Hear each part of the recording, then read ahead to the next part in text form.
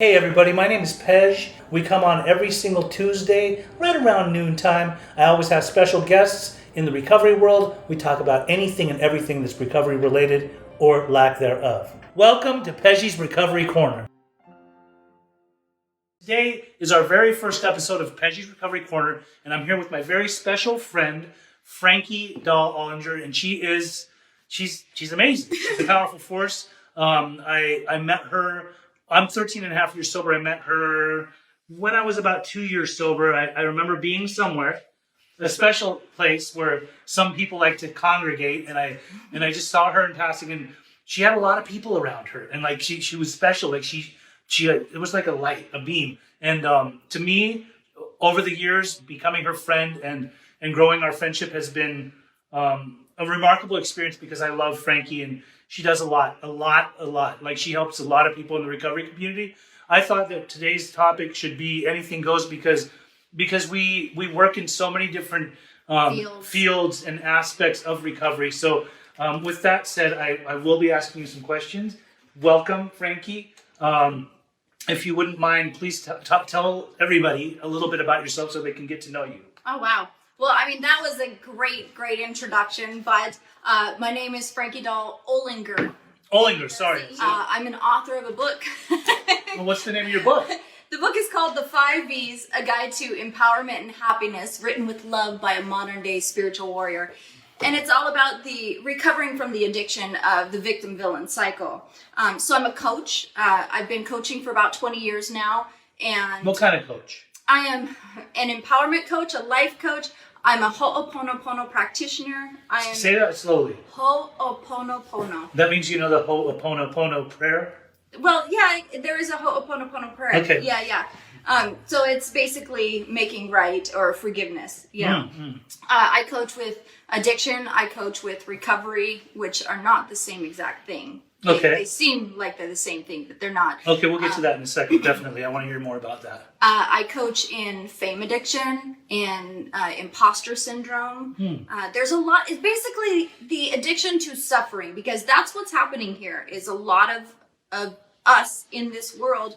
It's not that we're addicted to this substance. We're literally addicted to anything that causes us suffering. And it's hard to get away from it. So I have a really good friend, Don Jose Ruiz. He also is an author of a book. You should check him out. And we did some talks on this about the addiction to suffering. Right. How that's what's really happening right now. You can just take out anything that the addiction is and just put in suffering. Right. And that's it. And it doesn't matter because it takes on different forms, you know. And a lot of people suffer. And they're not just people that have addictions. No. I mean, I think everybody on earth is addicted to something. Their phones, sex, porn, food, many different things. But I believe that the underlying problem with it is suffering. Suffering, yeah. And my book, it talks about how we have a victim-villain cycle that we get stuck in. We are the victim of things when we're a little kid or when, even adults, anytime we're a victim and it changes the way that we interact with life or the way we show up to life, that is a victim circumstance. And most victims turn into villains at some time. They stop engaging in life or they start attacking other people or harming themselves or others, and they become a villain. And some people may want to argue with that, but really there's not a lot of argument to it if you go through the book and I explain it. Because how can people go, how can I be the villain when I was the one who was hurt? Well, let me ask you this. When you grew up, were you completely open to people? Did you allow people to love you? Did you ask for help? Right. Most of them go, well, no, I'm not going to do that anymore. Then you're the villain. Right. You can't blame anybody else for your unhappiness if you're the one who is causing it. So it's like your own villain. Like your own villain. Yeah. Okay, so with that said, like, this is deep stuff. And I've read your book and I love it. It's like, I was reading your book with 6 other books at the same time. So, but like, every time I get back into your book, when I read Franki's book, like because I know her, I hear her voice dancing off the page. So, I mean, I really love this book. I live by it. I understand it. And I love that you teach it. But now let's back up a little bit and see, like, what even brought you to writing a book like this? Like, did you suffer? Oh my God. Well, yeah. I mean, first of all, who is Franki? Like, how, like, say a little bit about yourself so that people really know who you are. That's a hard thing. I'm just a little human girl who wants to love everybody else. Like, that's who I am. Okay. But who I was someone who was, when I was a little girl, I was severely abused as a child, you know, sexually, mentally, physically. And I was scared all the time. And I felt trapped. I felt trapped, and I felt alone, and I felt like I was a nothing. Right. And from 2 years old to 12 years old, I was abused. And then when I told on him when I was 12 years old, I thought that everything was going to get better, you know? I think it's really huge that you're able to be able to openly talk about stuff like that, because I know that abuse happens in all different forms, shapes, and sizes, especially sexual trauma, sexual abuse. Like, a lot of people are afraid to talk about that stuff. They want to take It's embarrassing. Well, people want to take it to the grave with them. Well, because they think it says something about them. Right. And it doesn't. Right. But we grow with that abuse. And not even just sexual trauma, any other kind of abuse or trauma. Right. We think it says something about us. And we take that, and we don't want people to know. We want to either be strong because, let's be honest, society tells us we're survivors, you know, which I think is fantastic. I am a survivor too, but when that becomes my final label, right, then that's sad. Final self-proclaimed label in your own head, in your own thinking process, and what you believe about yourself. Yeah, because we do want to be survivors. Like I said, I am a survivor, but I'm so much more than that. Right. I am not just the thing I survived. When I was 18, you know this story, you know, but when I was 18, when I left home, I didn't stop the abuse. No. I thought that I was worthy of abuse. So every guy that I was with, every situation I was in, I chose abuse. That's what fit the way I felt about myself. And I had a guy, and I was with him, and I finally broke up with him 3 months after my 18th birthday, and he walked into my bedroom, and he threw the door open, and he said, "I love you, Frankie. I hope you're happy. Here, watch this." And he had crazy eyes, and looking me in the eyes like this, he pulled the gun out of his pocket, put it to his head, and he shot himself, looking me in the eyes. Yeah. And that is something that people don't know. I didn't know how to get through. That's heavy. You know? That's heavy trauma. It is heavy like to have to see that, and he died, obviously, right? Oh, he died, absolutely. Yeah. But I needed to be a survivor, right? Like there was no other option. I'm gonna cry. Either I was going to completely crumble and be a nothing, or I was going to be a survivor. Right. And I had to make a decision in my head. I'm gonna be a survivor. Right. And that's what I prayed for at that moment, was please don't let me get bitter. Please don't let me get bitter. And please let me survive this. Please let me get through this. Right. You know, and it was hard. Right. And it's still hard sometimes to think about. I can tell. And it's not that that I'm traumatized by it anymore. It's that I look back on that little girl that I was, and I think to myself, you deserved better. Right. You can cuss on my show. You fucking deserve That's better. Right. I don't mind you know, that. you like, deserve you taught me to be organic. Like, if it comes out, it comes out. So, with that said, I mean, that's fucking gnarly, like crazy. I do believe, as human beings, obviously, we all endure certain traumas that then define our future. A lot of people will hold on to it. They suffer from... It creates our future. That's right. I mean, people that suffer from manic depressive disorder, from anxiety, they're just anxiety ridden, is because they're usually afraid of the fear of the unknown, like that future trip and shit that we do, or being stuck in the past, which is, like, to me, that's what depression is. I'm allowed to talk about this stuff because I've suffered from both. I've been clinically diagnosed as both of them, and I believe, like, I numbed out on drugs and alcohol a lot, as well as other things to just kind of, like, numb myself, because we share traumas. But today's not about me, it's about you. So I wanted to ask you this. So obviously that happened, and throughout your life, if I'm not mistaken, you were an entertainer? I was, yeah. And what kind of an entertainer? Music, I was an actress. I toured all over the world in a band. What kind of band was it? What kind of music? I've looked you up, and I actually really think you have an amazing voice. Thank you. Yes, seriously. Like, what was the name of the band? So one of the bands, the one I'm most known for, is Franki Doll and the Broken Toys. Franki Doll and the Broken Toys. That's such a fitting name. Broken Toys. Okay. And what kind of music was it? It's alternative rock with a punk edge. Any pop? There's some pop in there, a little poppy sounding. If you think of pop was something that was really big in the 80s. I don't want to say your age. I don't ever reveal a woman's age. I'm 49, and she's around my age. I'm older.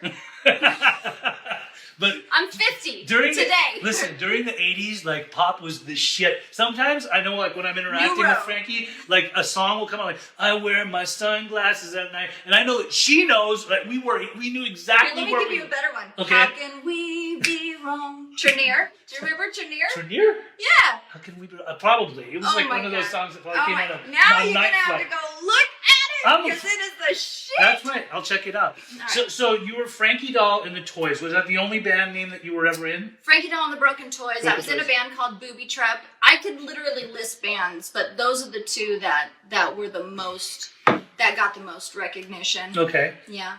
Were you using drugs during that time? No. You were no, sober? I was sober because it was. You already got sober? I had already gotten sober. When in the 80s, when I was doing music, and there's nothing that you could look up right now in the 80s that I could tell you, you know. Right. But in the 80s, I was totally loaded. In the 90s, I was loaded all the way through till 1997. And that's when you got sober? That's when I got sober. And then I picked music back up and went touring, started living my life. So 97, how old were you when you got sober? 26. So you were of the younger variety. I was of the younger variety. I was like midway, yeah. Okay. I was considered a young person in the program at that time, but now program. Oh, that program. That 12-step program. Oh, the 12-step program. Okay. I was considered a young person at 26 back in the 90s, but now there are people that are still entering. Much younger. Much younger, yeah, like 15, 16. Which I absolutely love. I love it too. I love it. I love seeing that. So, as a young person in recovery, what inspired you to go into the direction of being a coach? It accidentally happened. Like, I did not want to do this. It wasn't like something... I've been studying the law of attraction. By the way, I coach law of attraction too. Okay, good. That's a good one. I've been studying law of attraction since I was 19 years old. And it's because somebody told me one time, you're creating your life. And I was like... Right. What? Right. Don't you dare say I'm not... Who would create... So it was like I had to prove this law of attraction thing wrong, you know? So you thought you were above the law of attraction? I thought that... You thought you knew better? I thought there was no way I would attract somebody to molest me, beat me, or shoot themselves in front of me. So they basically said it was my fault in my head. Right. Thanks for elaborating. Right. Okay. Which is part of the book, being a victim, and I didn't understand about the vibrations that we put off and how a victim thinks with the victim minds and acts with the victim mind and then creates with the victim mind. I didn't understand any of that. And somewhere around 4 years of recovery, one of my girls, I used to have this little group that meets in my garage, and one of my girls was like, teach us about this other stuff that you do. Right. And I was like, this doesn't fit here, so I'm not going to do that. But if you guys want to come on Monday, I'll teach you this stuff. And so literally a group started in my garage on Monday nights, and it just grew and grew and grew. And then, up until COVID, it was still happening, 20 years later. Okay. But I started realizing that I could teach this really, really well. Right.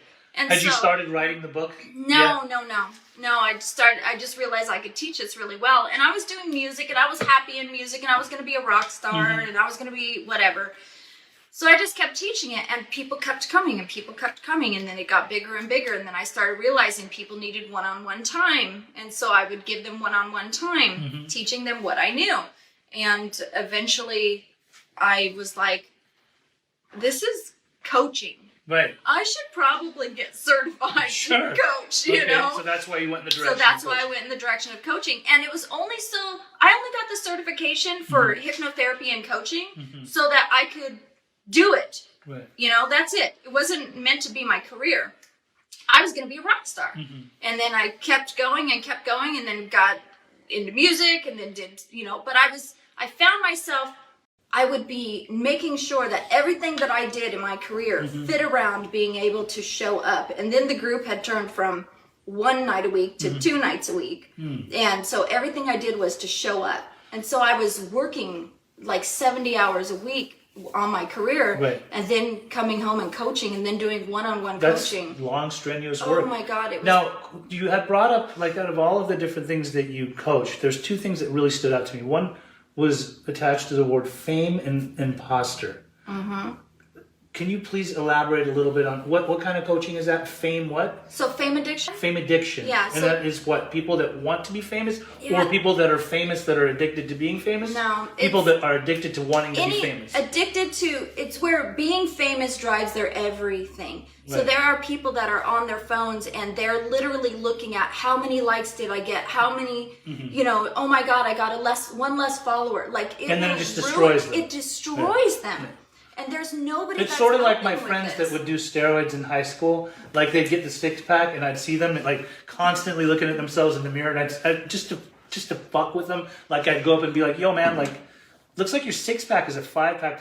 What? Oh my God, seriously? But you know, no, I was just kidding. The only difference is though, they don't kill themselves. They don't. But when the 6-pack, people will actually like people kill themselves. Because they cannot handle. It's attached to suicide. Yeah, it is attached to suicide. And suicide's a big thing for me. It is a big thing. Anything that would make a person want to kill themselves, I want to help them out. It's heavy. Yeah, for sure. Definitely. And you know what's sad? I was talking to a friend yesterday, just during the pandemic. A lot of our friends that are in recovery or have been in recovery, we've had, besides overdoses, which some people have gone and actually overdosed, that have countless years of sobriety. But like, there's people that, if like, you know, some in the community that have killed themselves because they fell off the path or they went into this deep dark depression thinking like, what is going on with the world? It's so hard. I want to know about imposter. What is the imposter syndrome? Yeah. So there's a lot of misconception about imposter syndrome. I actually popped onto somebody's live the other day and they were talking about it and I was like, that's not imposter syndrome. So imposter syndrome is when you are doing, like, let's say me for a coach, right? If I was being a coach and getting paid to be a coach, but inside I'm like, I'm not really a coach. I don't know what I'm doing. I can't believe there are these doubts that come up. Yeah. Anybody, like what you're doing right here, you could come in here and you can do like 10 episodes. Right. And you could just feel like, oh, I'm just not good enough. I'm not really right for this. Right. You know, everybody thinks I'm a joke. You feel like an imposter in your own life. Right. In your own career, you feel like an imposter. And I did struggle with this. I was a musician. I had all these tattoos and I was like, oh, who am I to teach spirituality? Right? And people have asked me that. They've looked at me and they've gone, who the fuck do you think you are? Yeah. You know, look at you. And I just tell them, close your eyes. You can see me better, you know. But there is this imposter syndrome that would not let me be as effective as I could be because I had this huge amount of self-doubt. And it's not just self-doubt, it's the feeling of I am an imposter. Right. Well, that's good that you recognize it, or at least recognize the feeling that's behind it. Right. Because you're not an imposter. You're like, as real as they come in my book. Thank you. And who the hell am I? Like, to know, but still, like, I feel like you're special. Well, it's like, very special. Who am I to write a book? Well, I'm an author, but I still kind of feel like an imposter because it's my first book. I'm like, yeah, it's just one book. I want to tell you, so... I didn't mean to hold that up like I was like, look at my book. Before we close out, because I know we're limited on time, first of all, I do want to say that I'm going to have you on the show a lot. There's a lot of things I want to talk about, such as body dysmorphia, you know, many different topics that I know that you specialize in or work with people on. And so in the future, I do want to have you on the podcast a lot. But I want to know real quick, as far as the 5 Vs, what exactly the 5 Vs are so that people know, and then where can they obtain the book? And like some people say like, oh, he's just trying to advertise your book. You're damn right I am. I think when somebody writes a book, especially a book that's like this fruitful and this good, it definitely needs, like, I gave this to a bunch of people for Christmas. He did. He actually came and bought a bunch of them from me and gave them out for Christmas. And he's not trying to sell my book. He's trying to sell a solution to somebody. He's trying to give a solution to somebody, and it just happens to cost a couple bucks. That's right. So, that's fine. So what are the 5 Vs? The 5 Vs is first victim, right? Second is villain. Okay. Third is visceral, which is that feeling on the inside that we are either disturbed or we're solid and we know that we know. More about that in the book. The fourth is vulnerable, which is how every human being is born. No one's born angry. No one's born judgmental. No one's born afraid. vulnerable. Okay. And then the fifth V is vested, which shouldn't be confused with invested. Okay. If I'm invested in something, you can change my mind. Okay. You know, you can convince me that the not true is the true if I'm only invested. Okay, so But then what is vested? vested is I know that this is the truth to my core, and we have to get back to the vested truth about ourselves, which is how we were born, right? I'm vested in the fact that me personally, I was born as a girl, a female, you know? Right. And you can't say anything or do anything that's going to convince me otherise. Because that's what I know inside, right? Deep down within. Deep down, it's a knowing. It's the truth, and it resonates in our visceral. So we could literally do a whole episode. We will. I want to do that definitely in the future. I want to say, you know, this being the first episode of the corner, right? Peji's Recovery Corner. In reality, like, this is Peji's Recovery Corner, but we're in her corner. We're in the corner of her house, in the corner couch. Like, we're just hanging out. I couldn't have thought of anybody better to interview first, because you're one of my favorite human beings. Oh, shucks. I seriously, I feel like sometimes Spirit of the Universe, something just brought us together. I was actually intimidated of you when I first saw you at first. I was a newcomer. I was 2 years sober. I remember just seeing her, and so many people and she was really humble. Like, they were all surrounded around you, but you were really humble, as you were very comfortable in your skin, and I desired that. And I thought, like, I wonder what it would take to become Franki Doll's friend. And it just kind of happened organically. It wasn't like we forced it or anything. We're supposed to be friends. I remember where I was. I fell in love with you the second I met you. Are you kidding? You're an amazing human being. And in weeks to come, as I have a few more guests, I'm just going to probably put you on like once a month or something. Okay, anytime. All right. You want a guest host? I'm here. Not that I'm trying to move in on No, I think it's time for you to have your own podcast too. So with that said, I want to thank everybody that tuned in today. And do you have any closing words? Yeah, just love yourself. Just love yourself. It's not that hard to do. Sometimes it is, but just love yourself. That's all. Right. Love yourself. Allow everybody else to be who they are. We don't need to be right. It's better to just be happy. So I love it. Awesome. With that said, have a lovely rest of your day. I hope you all enjoyed the podcast, and we will see you on the next episode of Peji's Recovery Corner.